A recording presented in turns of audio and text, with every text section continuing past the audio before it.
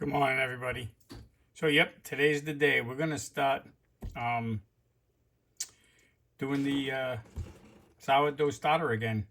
So I'm gonna go ahead and get everything set up out here and get ready to rock and roll. I saw some stuff. I'm gonna make some comments and some suggestions and show some other stuff along the way. So this is just a prequel to it. So make sure you got your flour, your water, your containers, your scale, your markers, everything in play before you start. And that's what I'm gonna do. I'm gonna set up.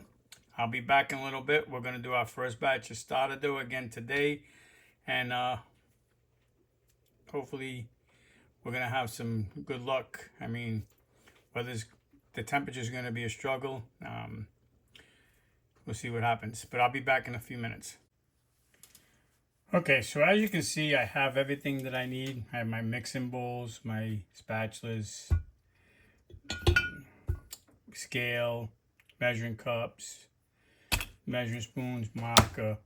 And I bought this book. Okay, now I've noticed in a few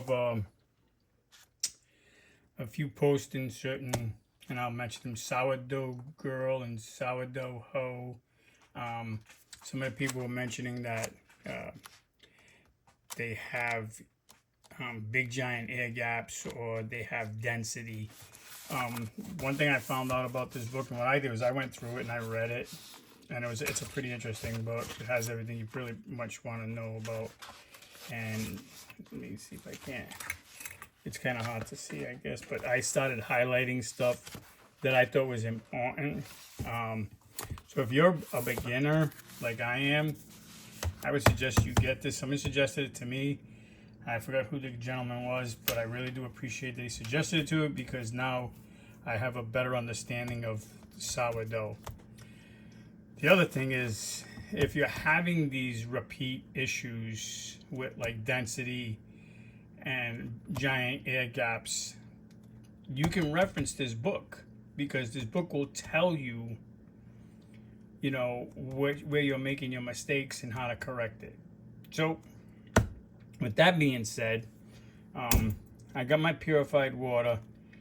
I do have a well system, so people are going to, why are you using purified water? Why are you using it?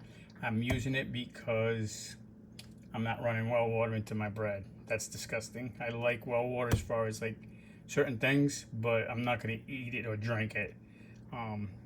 Especially out here, I have what they call tanning water, which every time it rains, the water turns brown. Now, if you know anything about tanning water, you have to kind of clean it up to get it the way it is, and I'm not into drinking chemicals. So, anyways, I'm gonna go ahead and get started, and I'm gonna do things a little bit different. I'm gonna go ahead and weigh up my cup, like the measuring system that I have. Where I'm gonna store my starter. I saw a few people do their starter dough in a bowl first. It made it a little bit more convenient. I'm gonna have to figure out how to weigh it all out in order to do that, because to me that's gonna kind of be a little bit tricky, because if you're putting it in, everything's by weight. So if you're putting it in your jar, and your jar weighs X amount of grams, and you have to start with X amount of grams and then add X amount of grams, then you have to basically pretty much do the same thing with your mixing bowl. You have to weigh out your mixing bowl, zero it out, add your grams, mix it up, and then pour it in, and hopefully you're correct. But I don't know. I'm gonna kind of figure it out. I'm gonna explain something. I like this jar. It's a good size jar. It's not the best jar, and I saw one in the market the other day, and I should have stopped. I should have got it. It's a little smaller. It's also straight. It doesn't have these indents for the handles, because when you're trying to mix this, those handles get in the way. So, but for now, I'm gonna go ahead and stay using it, and then we're gonna go from there. So let's go on to the next portion. I'll be right back. Okay, so the first thing you're going to want to do, and it's very, very crucial, is you're going to want to take your container, and I'm set on grams. I'm going to weigh out my container. Okay, so My container weighs 890 grams. Okay, so I'm gonna go ahead and write that down on the bottom of this here.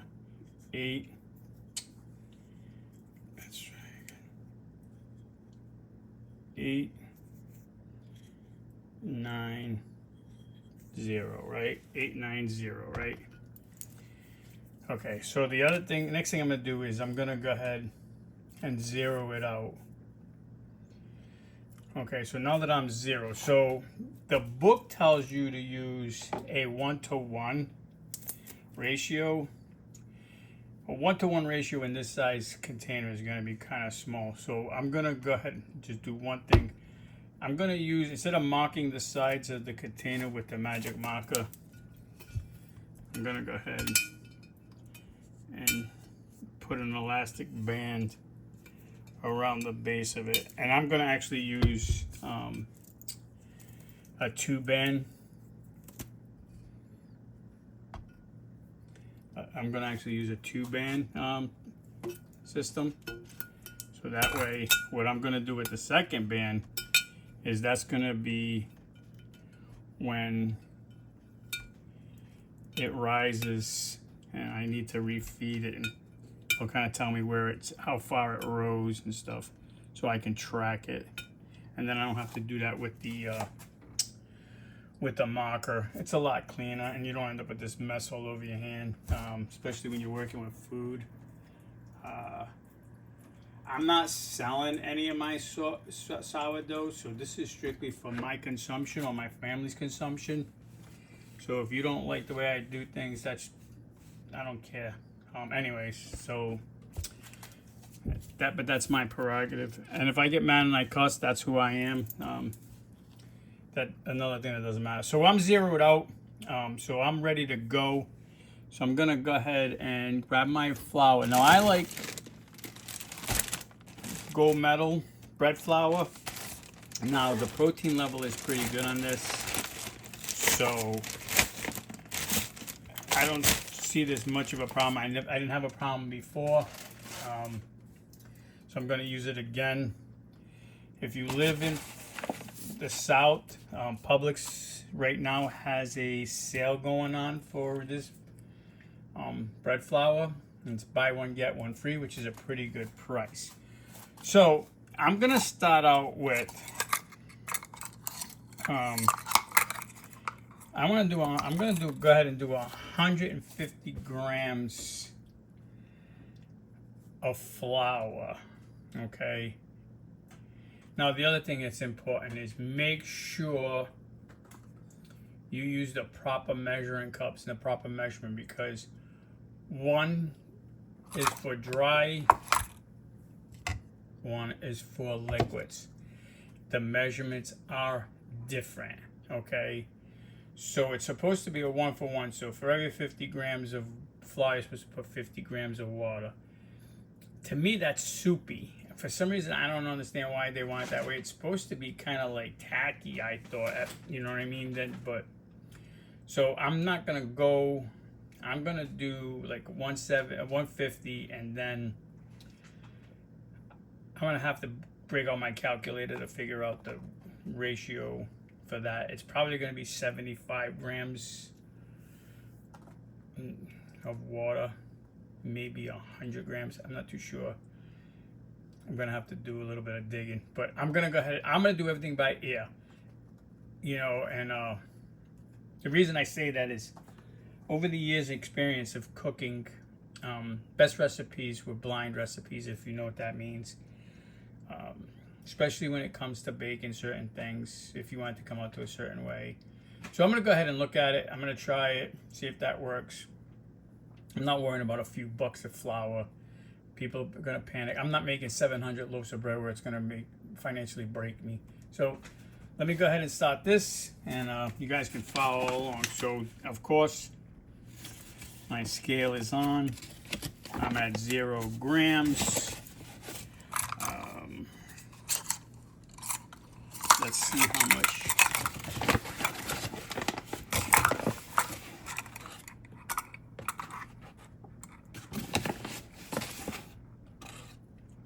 Because like I said, you want to be able to mix this. you know, and you want it to be able to double in size.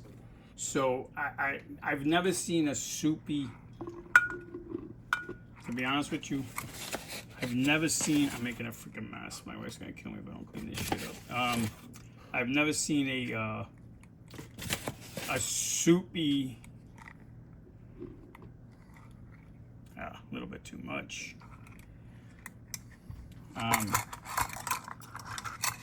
Flour rise properly. So just pull a little of this out.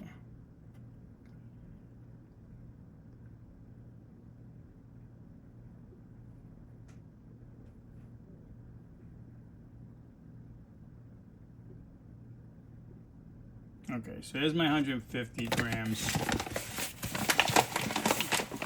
of flour. Now, I'm pushing all my flour into my sink. I have a septic tank. I could be wrong, but yeast is a bacteria. In a septic tank, bacteria is good because you have good bacteria and bad bacteria. And in a septic tank, you know, Rid-X is usually kind of like on the same idea as dry yeast. So dry yeast is poured into your septic tank to kill the bad bacteria. So I'm going to say this is good bacteria. I don't suggest that you pour it down your drain. That is not my suggestion. My suggestion is just telling you I'm not going to worry about it, me personally. But anyway, so there we go. So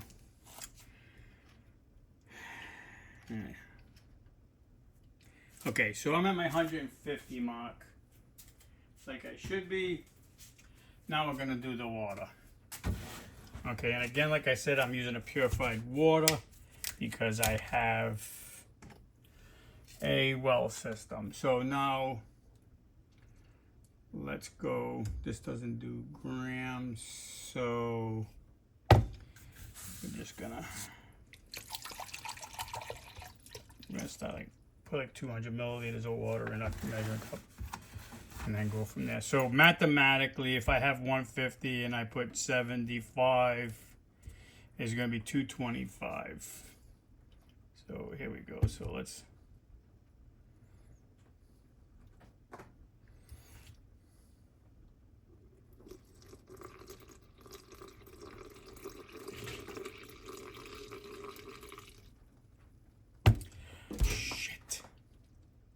okay, so see, I already made a mistake because I wasn't paying attention.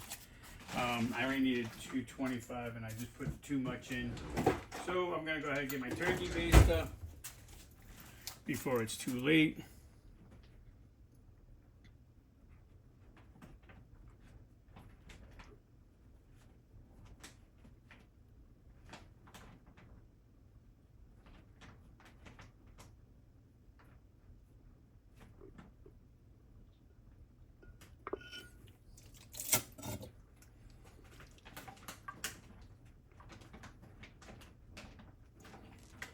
Okay, there we go. Save. So then, that's pretty much so where we stand for that. Now I'm gonna take it off of my scale. Shut my scale off, move my scale out of the way. And then I'm gonna go ahead and I'm gonna mix it. Oops, sorry, I want you guys to see.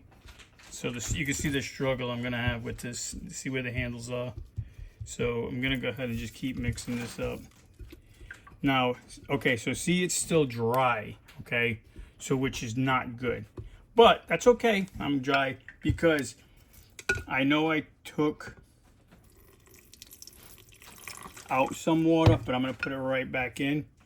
Because like I said, I really didn't know what the ratio was gonna be from the 150 to the where it's supposed to be. So we're gonna just keep going ahead and I'm just gonna add some more, and then I'm gonna reweigh it because my scale's already accurate, so it's gonna tell me. So if I was at 150 and then I was at 225 with that 75, so if I know if I go to 300, then I'm at a 1-to-1. If I go less than 300, then I can figure that out as well. I just do the math, which is pretty wild because I like math. I like doing math. My kids hated it when they were younger because I would make them do math all the time. We would be driving in the car and I would make them do math questions when they were younger. Now I have grandchildren, and yes, math is important in life because without mathematics, you are going to be a dumbass. And excuse my language, but it's the truth, because how do you turn around and get through life without being able to add? I mean, that would be totally insane. You have to be able to add. How do you know at the end of the day or at the end of the week, you know, your paycheck is correct if you can't add? You know, if you can't figure out what your salary is based on 40 hours and, you know, your taxation bracket, your employer could be smoking you and you wouldn't even know it. So, okay, so I'm almost to the point where I'm done. It seems like it's a little thin. We're gonna find out, but maybe not, because it's sticking to the spatula pretty decently. Okay, so let's go ahead. I'm gonna leave it like that. I mean, yeah, I'm gonna say that's a pretty good consistency for a starter dough. I don't want to make too much of a mess. Tells you, you know, scrape it all down. Okay, so I'm gonna slide my scale back over, and of course for this, I'm gonna go ahead and, because it's a lot, I'm just gonna, oops, not mean to do that. I'm gonna go ahead and just wipe this off first before I wash it. Okay, so that's pretty decent. Okay, so let's go back onto the scale. We might need to re-zero it. No, okay. So let's go ahead and put it back on. Okay, so we're at 1103. So it's 890, right? 890, right? So, anybody with me so far on this mathematics? We got any mathematical geniuses that can do this stuff in their head real quick? 3 grams of water, which I think is a little bit much, but we're gonna find out. I'm gonna go ahead and slide the elastic down to where it should be. I'm gonna take it off my scale so I don't break my scale, which is it's a pretty good scale for the price. I bought that scale on Amazon. I think I told you that in one of my videos already. So, okay, let's bring this down a little further. So here we are. Okay, so bingo. And now I'm just gonna take the lid. You don't want to put the lid on extremely tight. You want it kind of loose. You don't want it airtight. I try to do things really, honestly, with the minimum amount of disaster or mess I could possibly do. Like my suggestion to you guys, in all honesty, if you're gonna do this, just try to keep your crap as tight as possible. And when I say tight, that's a military thing, I guess. Just another word for keeping your stuff together and not a mess. So once you get all that done, you pretty much do it till tomorrow. And then tomorrow when I get up, I'll do what I need to do. And then we'll slide this over here. Shut my scale off.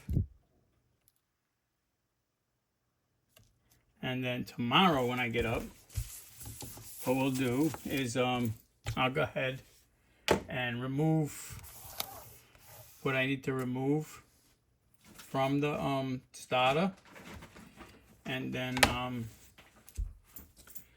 I'll go ahead and add some more and build up on it. Now, one last thing, and then I'm going to stop this video because it's getting actually kind of lengthy, but that's okay. This is a training video. Not everything I do is perfect. You might see a lot of mistakes, but I'm also new. So please be kind, because I'm not that type of person that's going to take people with shitty attitudes. If you want to do corrective criticism, that's great. If you want to help me out saying, with stuff that I don't know, that's great. If you start acting like you're like Mr. Superior, I'm just gonna block you. I'm gonna make it so your life is miserable. Not really. I'm just saying that. I'm just not gonna pay any mind to you. And but that's it. Anyways, let's get off of that. I don't want to get on that because I'm not a bad person. I'm a good person. I just don't like. I don't mind criticism, corrective criticism, especially if you're gonna help me. I just don't need you jumping on me like you're a professor. That's all. For me, it's a learning curve. I can make bread. I made bread when I was 10. I made Italian bread. I'm not stupid. I can make my own pasta. I'm very versatile in the kitchen. I can do a lot of things. I cook multiple levels of food, Italian food, American food. My wife is Jamaican. I can cook Jamaican food. I've cooked Asian food. So my culinary skills are pretty decent. My daughter's an excellent cook. My son's a chef. So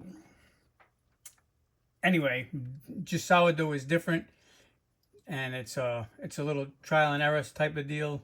I like it, but my point is, with the excess that you guys get, I see a lot of people, tossing it. I see a lot of people doing stuff with the discard. Now the discard is just as good and ready to rock and roll as your starter dough. So if you have a good amount of discard, save it and do something with it. Make cookies, make muffins. There's a ton of stuff you can do with it. Don't just throw it away, because all you're doing is wasting time and money. So if you're doing this for a survival hack, you definitely don't want to throw away your discard. You want to use it up. So there you go. This is going to be the video for today. I'll catch you guys tomorrow. Peace out. Hit that like button and subscribe.